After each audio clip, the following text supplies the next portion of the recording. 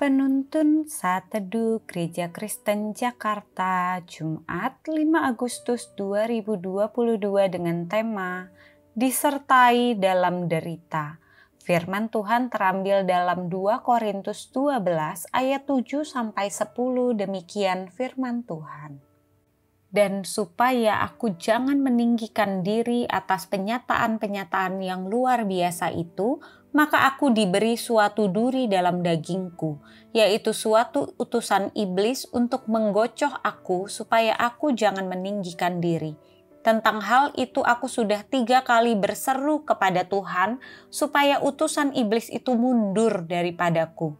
Tetapi jawab Tuhan kepadaku, "Cukuplah kasih karuniaku bagimu, sebab justru dalam kelemahan kuasaku menjadi sempurna. Sebab itu aku terlebih suka bermegah atas kelemahanku, supaya kuasa Kristus turun menaungi aku.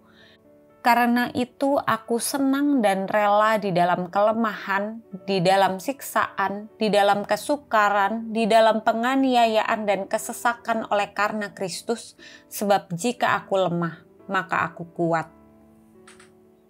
Apa yang Anda pikirkan ketika menghadapi penderitaan yang luar biasa?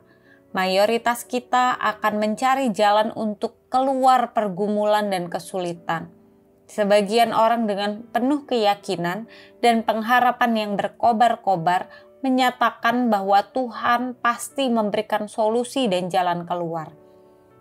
Tetapi bagaimana jika jawabannya di luar semua kebiasaan atau keyakinan kita?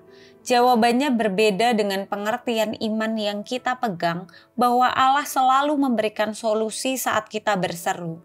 Ternyata Allah tidak memberikan yang terbaik menurut pandangan kita, sebagaimana kalau jawabannya adalah Tuhan memberikan kasih karunia-Nya cukup bagi kita tanpa memberikan solusi bagi penderitaan kita. Dalam nats yang kita renungkan, Paulus menceritakan bahwa dirinya memiliki duri di dalam daging.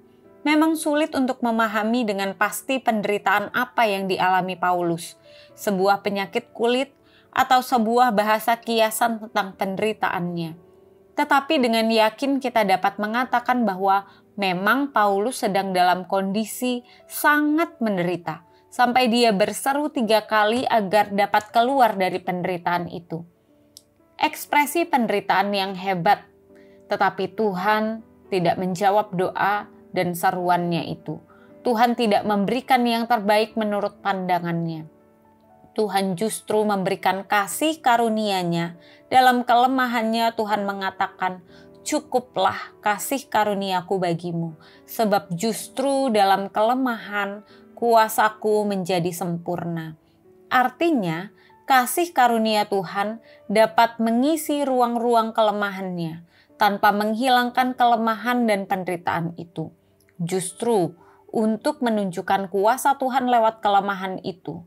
Dan kesetiaan Paulus telah menjadi teladan bagi anak-anak Tuhan sepanjang zaman yang memiliki kelemahan dan penderitaan namun tetap dapat setia melayani Dia.